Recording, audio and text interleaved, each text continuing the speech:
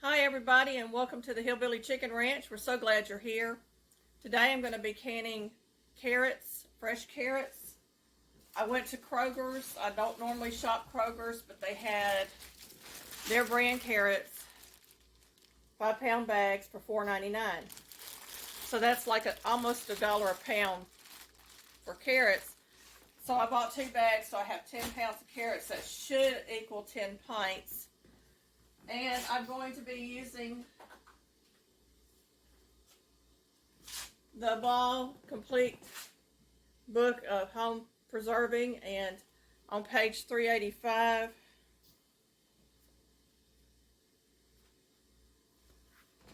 in the book it tells you how to pressure canning vegetables, that you would leave 1 inch of headspace. You're going to make sure you remove all the bubbles and adjust your headspace. Wipe the rim, center your jar lid, screw on the band until resistance is met. And you want it finger tight. You don't want it to go past that. And we're going to put the hot jars in the pressure canner because they're going to be filled with hot water. And but the carrots are going to be raw packed. And if you want to add salt, you can. For pints, it's a half teaspoon. For a quart, it is 1 teaspoon. And you flip over a couple of pages to page 389, and they give you the directions for canning carrots. If y'all can see that, carrots. And like I said, I am going to raw pack. These are going to be tightly packed in there. I'm going to slice them up, so it's going to take me a little time. I do peel my carrots and wash them real good, and then I get them ready to put in the hot jars. I will have my jars heating in some hot water in the sink, and then we're going to get the hot water ready on the stove. My canner will be brought up to about the same temperature as the water, boiling water, and then we're going to follow the instructions. For pint jars, processing carrots for pints is 25 minutes, and for quarts it's 30 minutes. So we're going to follow those directions. And you want to cut your carrots 1 to 1 1/4 inches in diameter. And they say that the larger carrots may be fibrous. I haven't had a problem so far. Most of these carrots are small. I will be slicing these. I usually slice them a little bit thicker than what you buy in a store in a can. I just happen to like to bite into a carrot, and I don't know if I'm going to use it in a soup, eat it like it is, or put it into a roast. I may do some like little small spears of carrots, about 1 inch or more, maybe 1 to 2 inches, just so I have some jars that I can put into a stew.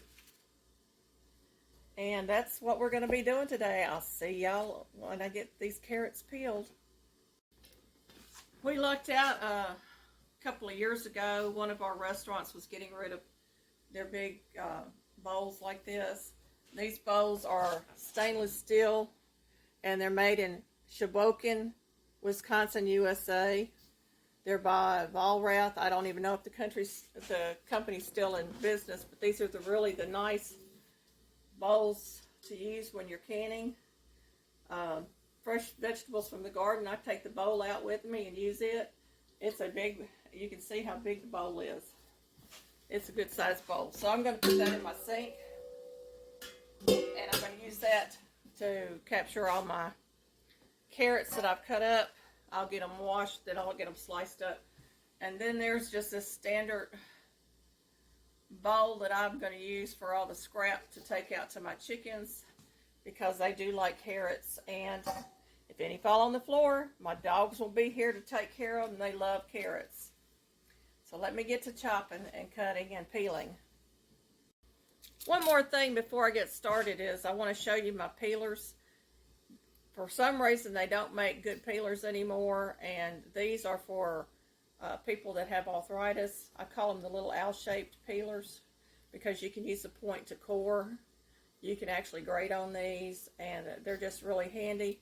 And you can tell these are old. I've got several of them. ME Hot Company, Cincinnati, Ohio is written on that one, on both of them, with a patent date on there, and they are just really, really handy. I don't know if you can see that. I don't think you can, but they fit right in your hand. You hold them like this. It just gives you more to grip on. It's not like the little thin ones that we have. This one is really, really old. It's a little bit different. Not much, but it's a little bit different. But I picked these up at antique stores, and they're well worth the money when you pick them up because they do work good. One little tip I can give you: any peeler that you buy, you take a knife.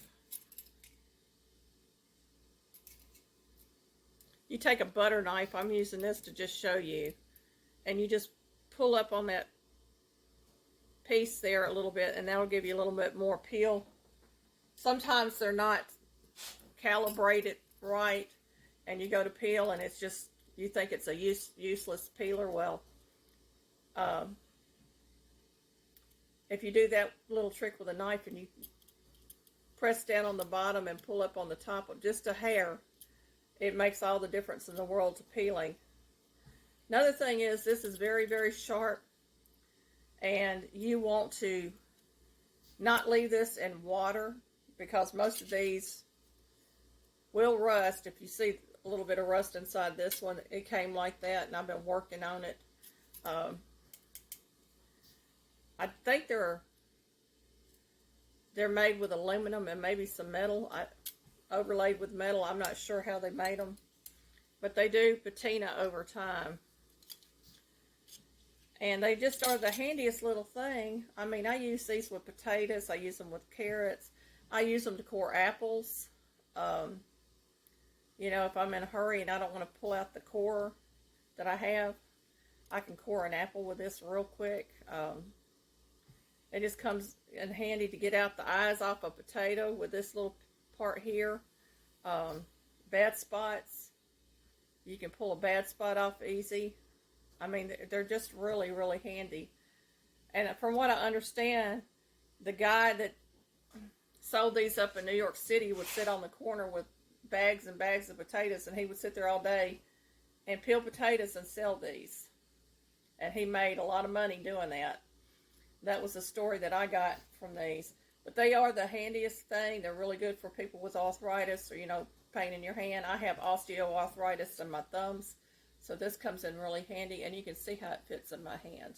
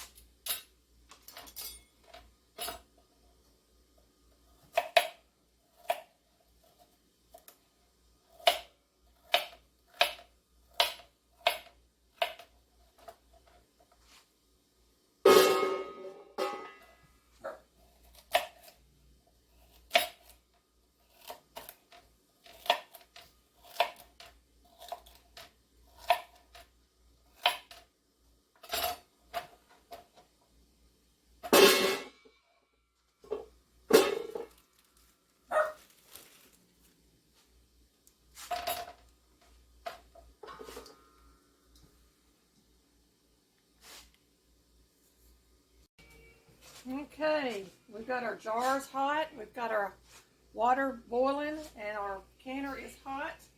All filled with hot water. I've checked the lid and made sure that my vent was clear and my gasket was in place and everything was tight. I'm going to turn my jars to the side and try to lay these in here so that I can pack this jar, because I've cut these a little big. And I want to get in as many as I can and try not to have too much airspace in it. You see what I'm doing here? I'm trying to fit it in the jar.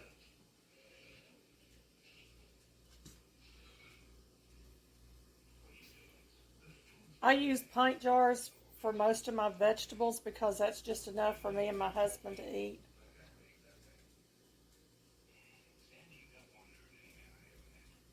And I did slice the bigger ends in half because I want it all to cook at the same time, if I can do that. And try not to have, that's too long. Try not to have too many pieces that are not equal in size. And then the last part of this jar, I'm going to just kind of fill in with these little skinny pieces that I've got in here. You know, the tips of the carrots. And I might be able to fit one or two more little pieces in here. I'm trying not to have too much airspace when I'm packing this jar because I did cut these long instead of, you know, the round coins, as I call them. That's not working. See if I can find one that'll work in there.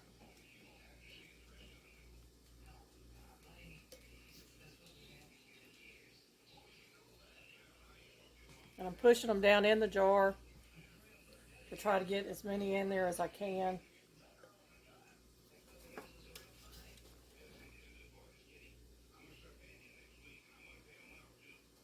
Okay, I think that's pretty full. We're going to do a 1-inch headspace on these with water.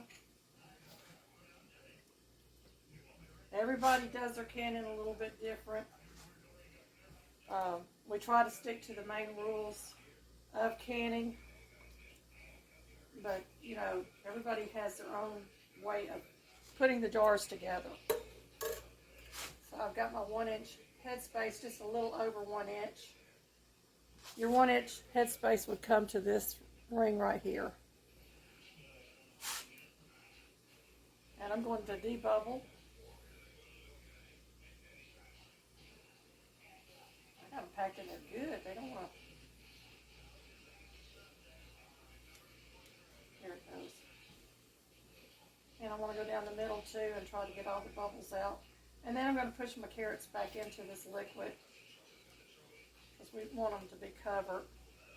And it looks pretty good. I've also got my canning lids in the hot water.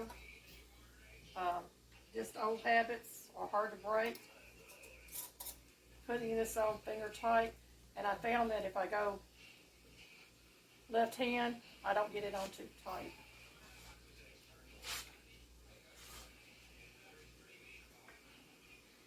And set it in the canner. I also have this one. This is an older tool to hold the jars on the side so you can tighten your lid. And I may need to be using that because these jars are really kind of hot.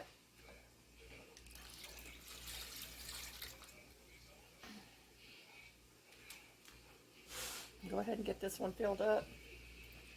And I'm going to finish filling up my jars, and I'll come back when my canner is full and we will start the process.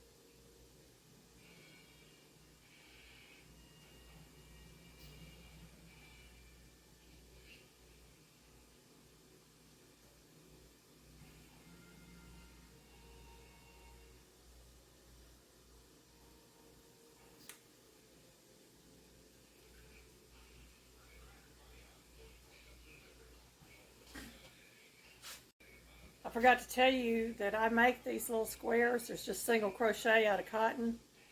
And I put my vinegar in one of these. It just makes it really easy to clean the top of the lids. Top of the jar, you want to get all the grease off. You know, we might have oils from our fingers. So we want to make sure that they're good and clean before we put a lid on it. I'm going to center my lid. Put my ring on, finger tight. Make sure it goes on there straight. That's finger tight when you can't move it.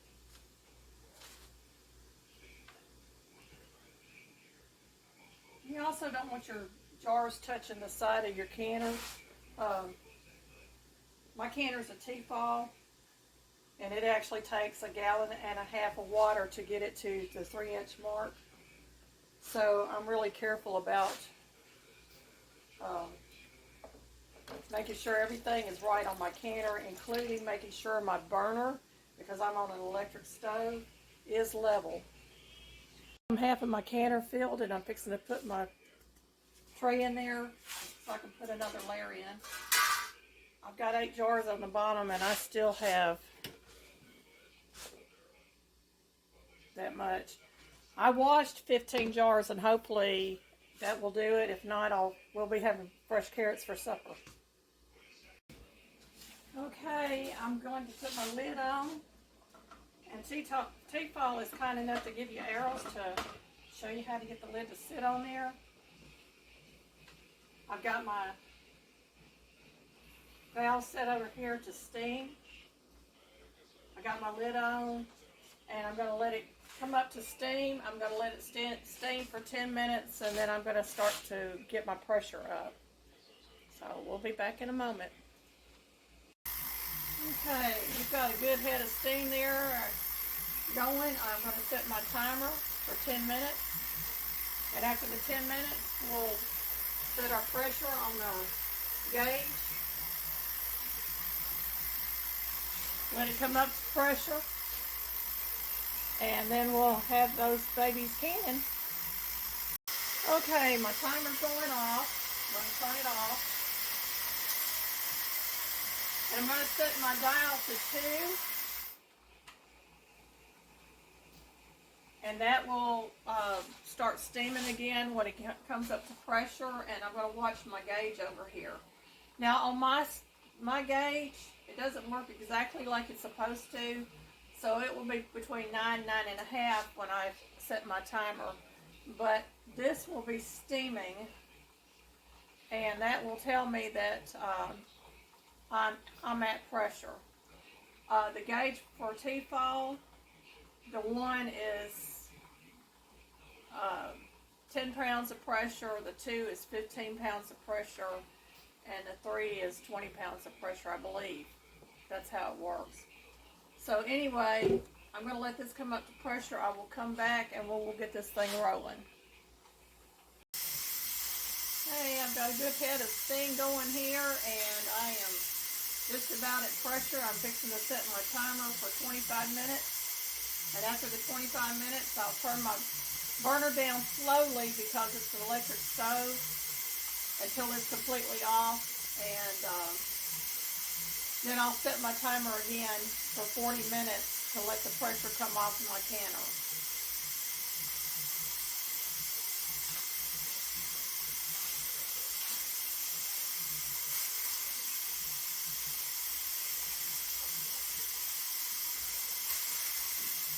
And my timer is set. Okay, y'all, my timer is about to go off. I'm just going to go ahead and turn it off because it only has about 10 seconds left.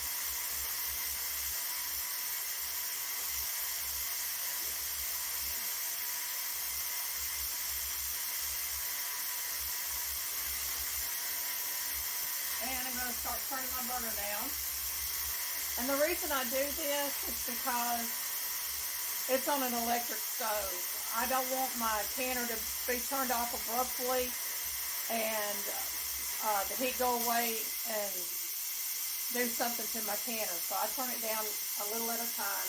I do not change my setting on the red dial. I just let it steam. I'm going to go ahead and turn it down again. And I'm watching the pressure go down as well. And this pressure will get down to about 8 when I finally turn it off. And I know at that point it's safe to go ahead and turn off. That's not something that Tfal taught me. It's trial and error with the canner. When we bought it, we had a lot of issues, and that was one of the issues, was it would turning the heat off too quickly would cause my jars to bust in the canner, even though they're cooked, because all of a sudden there's no heat. So I'm letting it go down. I'm going to turn it down again. And you notice the steam is getting less and less. I don't know if you can see it or not, but there's still a little bit of steam coming out. And it will continue to come out until it's completely cool.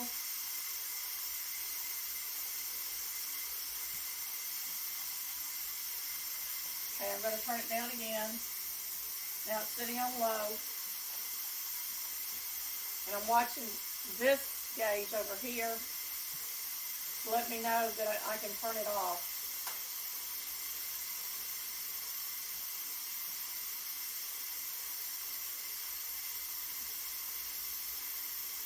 And this process takes a couple extra minutes. I don't think you have to do this on a gas stove. I really don't know because I don't have a gas stove. But it's down to almost 8, and I'm going to turn that off. And I'm going to come back over to my timer, and I'm going to set it for 40 minutes. And we do not move the canner. You do not move the canner. You just let it sit there and cool for 40 minutes. And once it's cool, I will remove the lid. I already noticed that my nipple is down over here, but that does not mean that there's not pressure still in the canner. And my lid is still locked, and I'm just going to leave it alone until that 40 minutes is up. Well, while I was waiting for the canner to cool down so that I can open it, I got something all over my apron, so I had to change out, and the first thing I grabbed was one of these little half aprons just to cover me up while I'm doing this. I'm going to turn this off. My nipple's down. This is down to 0. Got a little bit of steam coming out on the steam, so I'm going to let that finish out.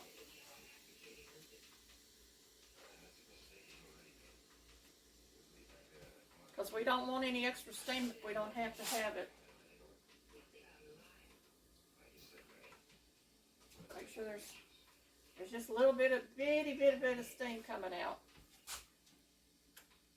And it stopped. My lid's loose. Gonna open it away from me. Because this is hot, y'all. I'm gonna set my lid over here in my sink. And we're gonna pull these out. They have been resting for 40 minutes to allow the canner to come down to pressure, come off the pressure. And one jar, this first jar that I pulled out, I didn't have enough to fill the whole jar up. I had half a jar, but I went ahead and put the liquid in there because I could use it in something. And it wasn't any sense of just cooking 1 cup of carrots for me and my husband. They are hot. They are bubbling. Can you see the bubbles? They've shrunk a little bit. I'm going to set my jars over here. I'm not worried about the liquid off the bottom. On the tops.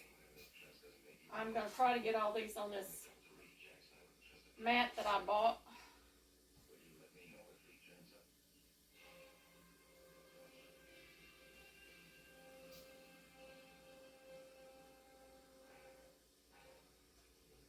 If not, I'll add a towel to the end of it.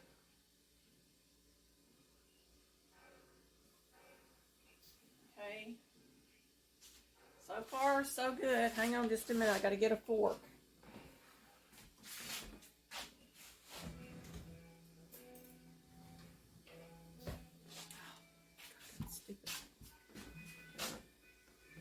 Okay, I apologize about that. I forgot to turn my sound off on my TV. And I'm getting this out, and I use a fork just to take it out.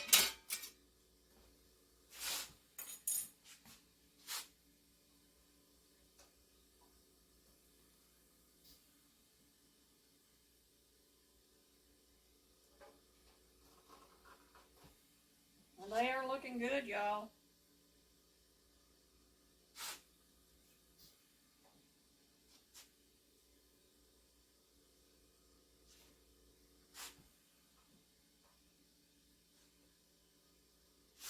Let's see if I move these back.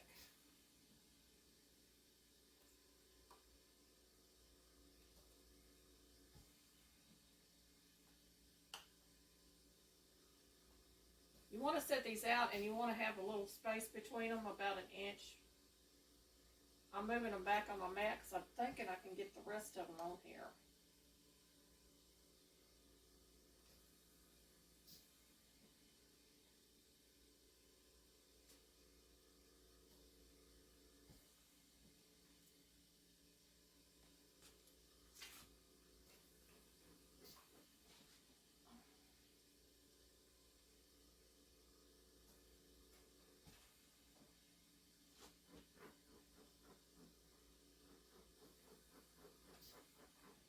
Y'all, I have got 15 jars, I think. 1, 2, 3, 4, 5. Yeah, 15 jars of carrots to go in our pantry. And we're going to allow them to cool off. And I'm going to let them sit there for 24 hours. Then I will remove the bands, wash my jars, and get them labeled and put them in the pantry. So that's it for today, y'all. Please like, subscribe, hit the bell if you haven't already, so that you'll see more content from us, and comment below if you like this video. Thank you.